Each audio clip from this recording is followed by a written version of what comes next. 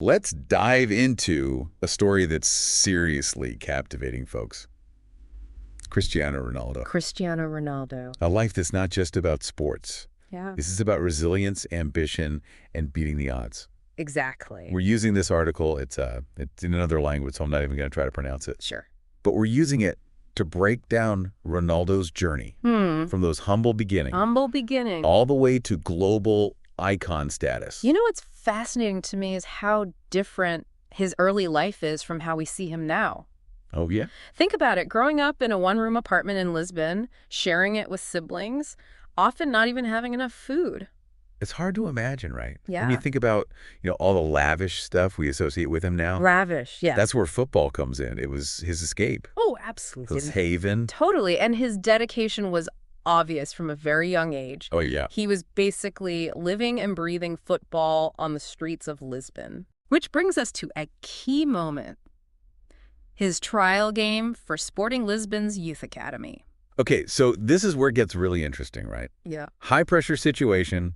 Whoever scores the most goals gets on the team. Big stake. Ronaldo's in his element. But then What? something incredible happens. What happened? His teammate, Albert Fantrao, has a clear shot, empty goal. Oh, wow. A goal that would secure his spot. So what did he do? Instead, Fantrao passes to Ronaldo, Passed it. giving him the opportunity. Some say Fantrao saw something special in Ronaldo, even back then. It's an act of faith, right? It is. And you could argue that single pass changed Ronaldo's life. Wow.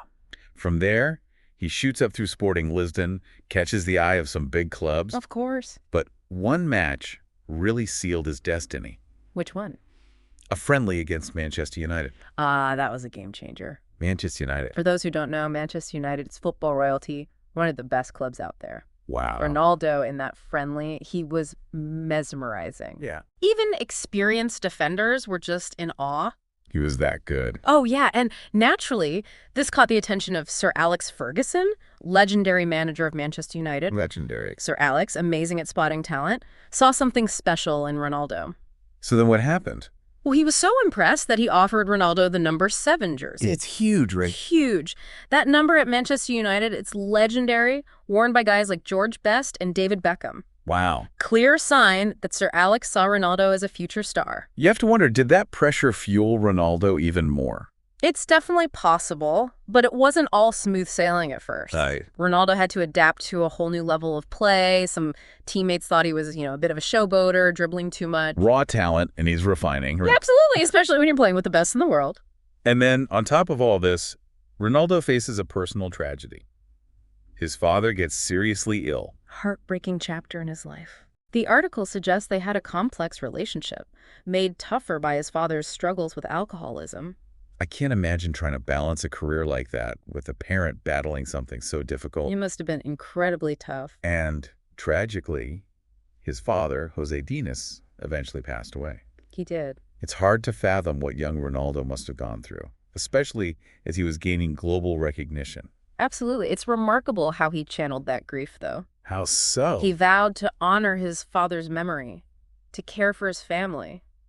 Wow. It's almost like this tragedy fueled his ambition even more, pushing him to be the best in the world. It's incredible. It is. And he did it, delivered on that promise in a way few could have imagined. He did. 2007-2008 season, legendary. Legendary. Scored a record-breaking 31 league goals.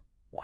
Led Manchester United to victory in the Champions League. Champions League. That's basically the Super Bowl of European football. Exactly. The most prestigious club competition. Absolutely. And he won his first Ballon d'Or. The Ballon d'Or. Wow. This is an annual award given to the world's best player. Like winning an Oscar, but for football. Yeah, exactly. And Ronaldo, at 23, achieved it. It really shows what happens when you mix natural talent with a crazy work ethic. It does, yeah. He became captain of the Portuguese national team, Leading his country. carrying the hopes of a nation. Absolutely. At that point, he was a force to be reckoned with. The world knew it.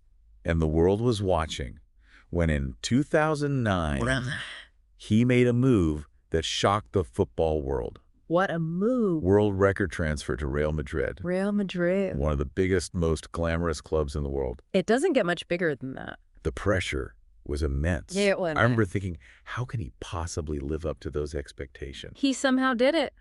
He did, and then some. It's important to remember the context. Right. Real Madrid, fierce rivalry with Barcelona, another Spanish giant. Right. Ronaldo's arrival. It intensified everything. Oh, yeah. Arguably the most exciting time in modern football. It was electric. Every match, a spectacle. And amidst all this, he starts a family of his own. He does. His son, Cristiano Jr., is born. Adds a whole new layer to his life. It's interesting, What is? despite all the fame and fortune, Yeah. the constant striving for excellence, He's always pushing. Ronaldo seemed to be looking for something more. More than just football. A sense of normalcy. Yeah, fulfillment beyond the pitch. He was a father, a leader, a global icon. It's almost like fatherhood grounded him, gave him a new perspective. And his journey with Real Madrid to Champions League glory, that was anything but easy. No, it wasn't. It took 5 years, heartbreak, near misses. Until final. 2014, they triumphed. That victory must have been so sweet. It was. And it happened in Portugal, his home country. Imagine that. The emotions. Achieving the ultimate in club football, surrounded by your people. It's movie stuff. It really is. But, for all his club success, Ronaldo's journey with the Portuguese national team, different story. It is interesting, isn't it? Why would a player like him struggle on the international stage? Puzzles even the experts. Yeah. One theory, international tournaments, more tactical, less individual brilliance. Makes sense. Cohesive team play matters more. It's different. It is. Plus the pressure of representing your country. Millions of fans. It's a whole other beast. The stakes are higher. The emotions amplified. And we saw all this play out at Euro 2016. Euro 2016. Ronaldo, determined to lead Portugal to victory. He was. But then early in the final, devastating injury. Can you imagine the heartbreak? It's every athlete's nightmare. Watching from the sidelines, helpless. But even injured, his presence was felt. Absolutely. He became this inspiration, urging them on. And then in an upset, Portugal leads France. incredible. Ronaldo, injured but ecstatic, celebrating with his team. Iconic moment. Speaks volumes about his leadership, inspiring even when he wasn't playing. Powerful stuff. But as we get into the later parts of his career, things get a bit more complicated. Yeah, they do. His moves to Juventus, back to Manchester United, Yeah. they didn't reach those same heights. It's tough in professional sports, maintaining that peak performance for so long. So hard. Age, injuries, team dynamics, it all plays a role. Father Time is undefeated. He is. And for Ronaldo, this period wasn't just about professional challenges. What else happened? 2022, he and his partner lose their newborn son. That's just awful. He called it the worst moment of his life. It's a reminder that athletes, they're human too. They are. To go through that in the public eye, the scrutiny, the media. It's unimaginable. And then his second stint at Manchester United, it ended badly. Yeah, the interview. That bombshell interview. He criticized the club, the management. It was a messy divorce, for sure. It tarnished his image a bit, you could say. I think it did. And then, the surprise move, Al Nassr in Saudi Arabia. Al Nassr, wow. Now, this is where things get really interesting. Yeah, tell me more. They offered him a crazy salary, something like $200 million a year. That's more money than most people will see in a lifetime. It's a mind-boggling number. It is, even for someone like Ronaldo. It sparked so much debate. It did. Some said it was a step down, just about the money. Yeah. Others saw it as a chance to grow the sport in a new place. To inspire a new generation. It's complicated. It really is. Was it all about money? Was it about legacy? A bit of both. Who knows? Only Ronaldo really knows. Right. But it shows his brand power, his global appeal. Even now, as his career winds down, he's breaking records, making headlines. It's incredible. Ronaldo's influence goes way beyond the football field. He's an icon, a brand. A symbol of ambition and resilience. Absolutely. But as we look at the final chapter, the question remains, how will he be remembered? That's the big question. What will his impact be? These are questions we'll explore in the next part of our deep dive. It's like we're watching a legend come to terms with change, Yeah, he's facing the reality that the sport moves on. With or without him. It's a tough thing to face. Like an aging hero, right? Trying to find purpose beyond the wins. Beyond the trophies. It's something we all grapple with, I think. It is. It's human. Human, yeah. And that Al Nassr move, Yeah. financially, wow. But it felt like a shift. It did. Step down. Or was it something more? So many debates. I know, right? Some people, it was all about the money. Which is a lot of money. $200 million a year. Hard to argue with. Hard to fault him for securing his future. True, true. But Ronaldo, he's all about competition. He's always pushing. He wouldn't just coast into retirement. So what was it about then? Maybe new challenges, a different style of play? Maybe even a legacy thing. Oh, absolutely. Bringing football to a new region, inspiring a new generation. A global ambassador, that's a good way to put it. And his last World Cup. Ah, the World Cup.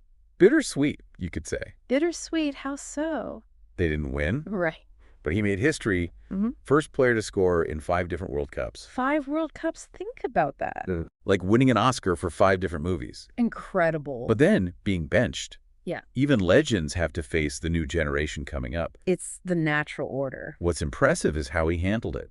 He did it with grace. He's always pushed himself, pushed others. Always striving. But as we close this chapter, how will he be remembered? That's the question, isn't it? The goals, the athleticism, 5 Ballon d'Ors. Best in the world for all those years. Or will it be the resilience, the ambition, the human story? From poverty to stardom, it's remarkable. I think it's the whole package, you know. A whole journey. Talent, drive, wins, losses, controversy, even his charity work. He's a complex figure. He inspires strong feelings, good and bad. Under constant scrutiny, it comes with the territory. Global icon, it's inevitable. But one thing's for sure, he's left his mark. On football, on the world. He shows what's possible, human potential, even when someone seems superhuman. There are still struggles, setbacks. But it's how we respond that matter. It's how we keep going. Cristiano Ronaldo, his story is a reminder of that. So as we think about this incredible life, what stands out to you? What lessons can you take away? How will you apply them to your own life? This has been The Deep Dive. Thanks for joining us. Keep exploring, keep questioning. Keep diving deeper.